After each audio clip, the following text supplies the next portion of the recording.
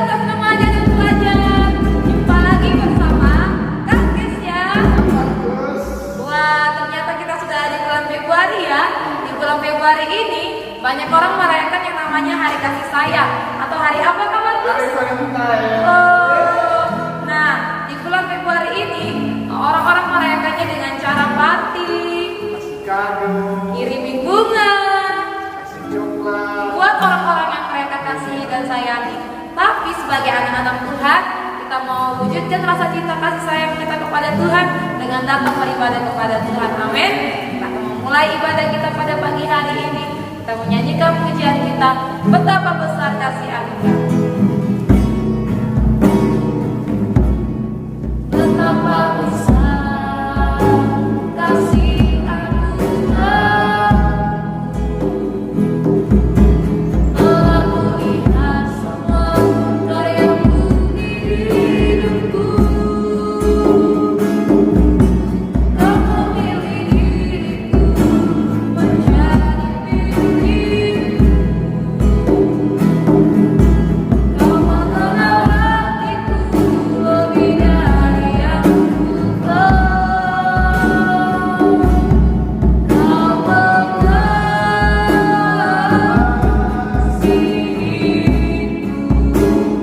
tanpa terbatas yang berarti. Ku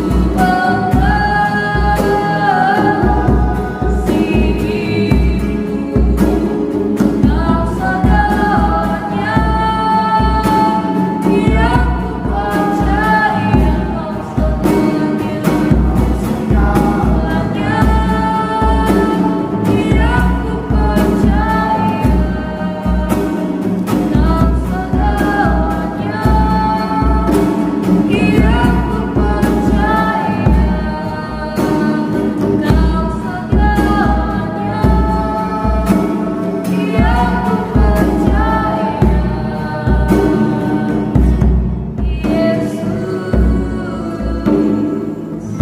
Kita berdoa, terima kasih Bapa yang baik, kami mengucap syukur pada hari yang kita ini datang kembali dalam hadirat Tuhan. Mulai kesempatan kepada kami, Yesus itu kami minta Roh Kudus hadir bersama-sama dengan kami, memimpin ibadah kami pada pagi hari ini biar boleh berjalan dengan baik. Terima kasih Tuhan Yesus, hanya dalam nama Tuhan Yesus Kristus kami sudah mengucap syukur, haleluya, amin. Kita akan memuji Tuhan bersama-sama, kasih yang begitu besar. Kasih yang begitu besar, lebih kuat dari dosa. Kasih yang menemukanku, selamatkan dan pulihkanku. Ku naik dan syukurku, ku tak akan berhenti memuji meninggikan namamu.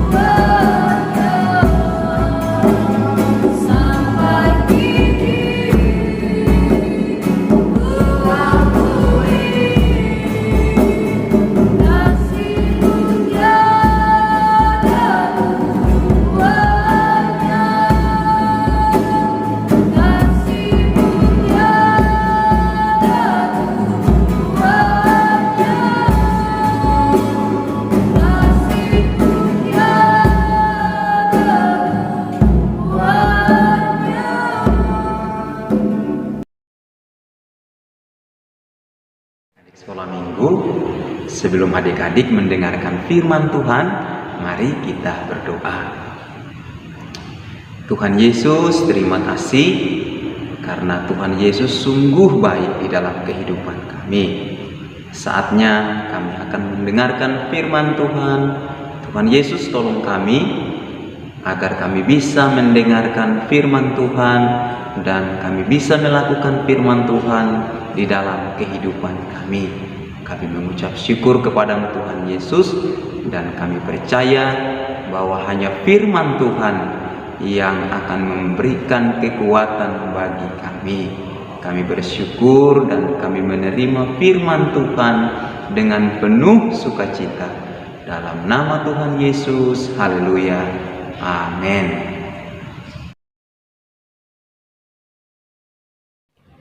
Shalom adik-adik kelas tunas remaja dan pelajar. Bagaimana kabarnya hari ini? Kak Yeni harap hari ini semuanya sehat-sehat dan baik-baik saja. Kak Yeni bersyukur kepada Tuhan karena hari ini Kak Yeni bisa menyampaikan firman Tuhan di kelas tunas remaja dan pelajar. Kak Yeni harap semua adik-adik masih mengenal Kak Yeni ya. Kak Yeni hari ini mau menyampaikan firman Tuhan mengenai tentang sahabat yang sejati. Adik-adik di dunia ini pasti mempunyai yang namanya sahabat, ataupun bahkan adik-adik menjadi sahabat dari temannya adik-adik. Sahabat sejati itu adalah, yang pertama, ciri-ciri sahabat sejati adalah seorang sahabat yang rela berkorban. Di dalam kitab Yohanes pasal yang ke-15 ayat yang 11 firman Tuhan mengatakan, "Semua itu kukatakan kepadamu supaya sukacitaku ada di dalam kamu dan sukacitamu menjadi penuh." Di ayat yang ke-12, "Inilah perintahku, yaitu supaya kamu saling mengasihi seperti aku telah mengasihi kamu. Tidak ada kasih yang lebih besar daripada kasih seorang yang memberikan nyawanya untuk sahabat-sahabatnya." Ciri seorang sahabat yang pertama adalah seorang sahabat rela berkorban. Adik-adik di dunia ini yang rela berkorban, adik-adik tahu siapa? Pastinya adik-adik tahu yang paling pertama adalah Tuhan Yesus. Yesus Kristus rela berkorban untuk siapa? Untuk saya dan saudara. Dan adik-adik juga pasti tahu pengorbanan Yesus Kristus untuk apa bagi kita. Yang pertama adalah untuk menebus dosa kita, menebus sakit penyakit kita, bahkan menebus setiap kutuk dari kita, sehingga kita bisa bebas dari hal itu dan kita dipulihkan kembali oleh Tuhan. Dan yang kedua, siapa sahabat sejati kita yang rela berkorban untuk kita? Yaitu adalah orang tua kita. Orang tua kita dari kita mengandung, dari orang tua kita mengandung sampai orang tua kita melahirkan, dan sampai kita pun ada sampai hari ini, itu adalah bukti pengorbanan orang tua kita bagi kita. Hari ini untuk adik-adik yang merasa dirinya bahwa orang tuanya tidak memperhatikan, bahwa orang tuanya tidak memperdulikan, jangan pernah adik-adik mengatakan bahwa orang tua itu tidak pernah memperhatikan dan memperdulikan adik-adik. Orang tua itu berkorban bagi kita yang selaku sebagai anak. Dia mengorbankan nyawanya, dia mengorbankan dirinya untuk kita. Jadi karena itu buat adik-adik, jangan pernah merasa bahwa orang tua tidak pernah memperhatikan atau tidak peduli terhadap kita. Orang tua melahirkan kita itu berusaha, berjerih lelah. Dari kita 9 bulan di dalam kandungan, bagaimana perjuangan orang tua kita itu untuk mendidik, untuk memelihara kita di dalam kandungan sampai kita lahir di bumi ini. Karena itu adik-adik, coba adik-adik perhatikan. Orang tua, bahkan Yesus Kristus sudah berkorban bagi kita. Yesus berkorban bagi kita, orang tua kita berkorban bagi kita. Jadi adik-adik, jangan pernah merasa bahwa tidak ada sahabat ataupun seseorang yang memperhatikan, memperdulikan kita. Ingat, ada 3. Yang pertama Yesus Kristus, yang kedua adalah orang tua, dan yang ketiga adalah sahabat. Adik-adik bisa menjadi sahabat, dan adik-adik adalah bagian daripada sahabat yang sejati. Dan yang kedua, yaitu seorang sahabat melakukan apa yang diperintahkan. Di ayat yang ke-14 firman Tuhan katakan, "Kepadamu adalah sahabatku jikalau kamu berbuat apa yang kuperintahkan kepadamu." Nah, seorang sahabat itu dia mau melakukan perintahnya, mau melakukan apa yang diperintahkan. Adik-adik merasa nggak pernah melakukan apa yang sahabatnya pernah perintahkan? Contohnya, adik-adik pernah nggak melakukan perintahnya orang tua? Atau jangan sampai adik-adik membantah daripada yang diperintahkan oleh orang tua. Atau jangan sampai adik-adik nggak melakukan apa yang diperintahkan oleh sahabat. Berarti adik-adik belum menjadi sahabat. Seorang sahabat itu dia mau melakukan apa yang diperintahkan. Yesus Kristus memerintahkan kepada kita lewat apa? Firman Allah. Orang tua memerintahkan kepada kita lewat apa?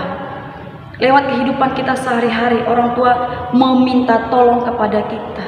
Bahkan teman-teman kita, bahkan sahabat kita memerintahkan kita untuk kegiatan kita sehari-hari.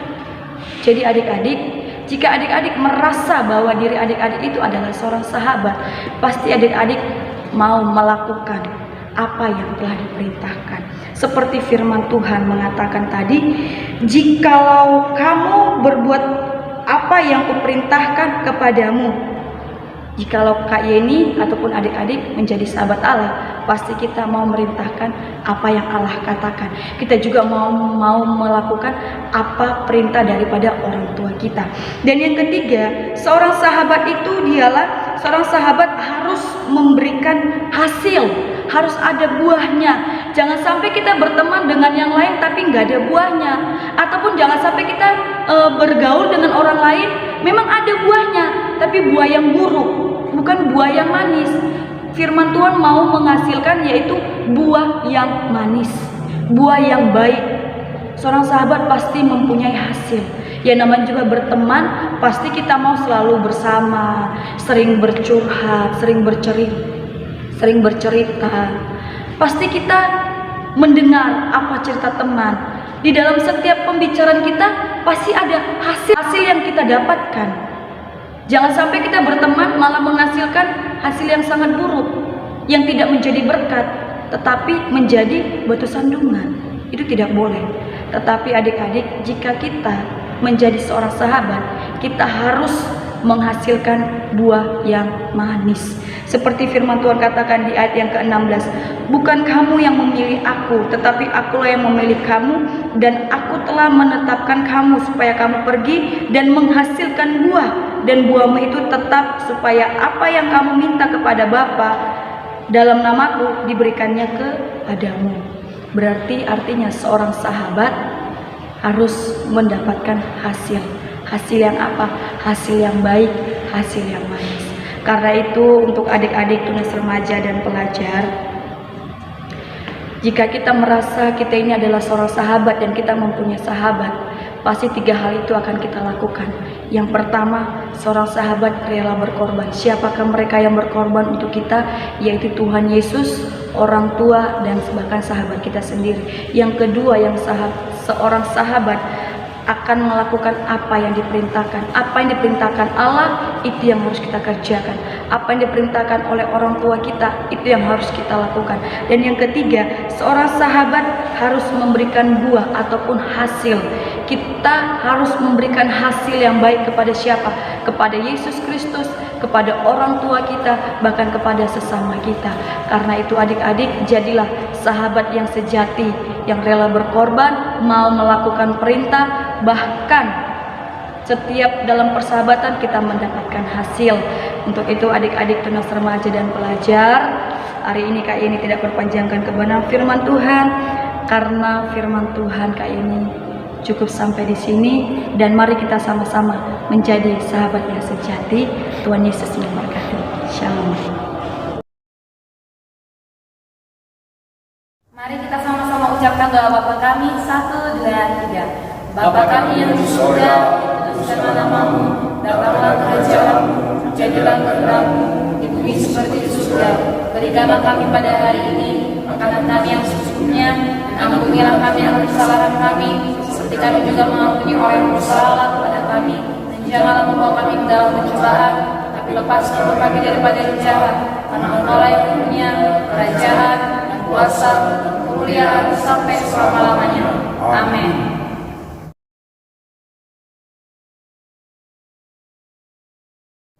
Nah adik-adik, ibadah kita hari ini sudah selesai. Sampai jumpa dalam ibadah kita pada video-video berikutnya. Tuhan Yesus memberkati. Haleluya.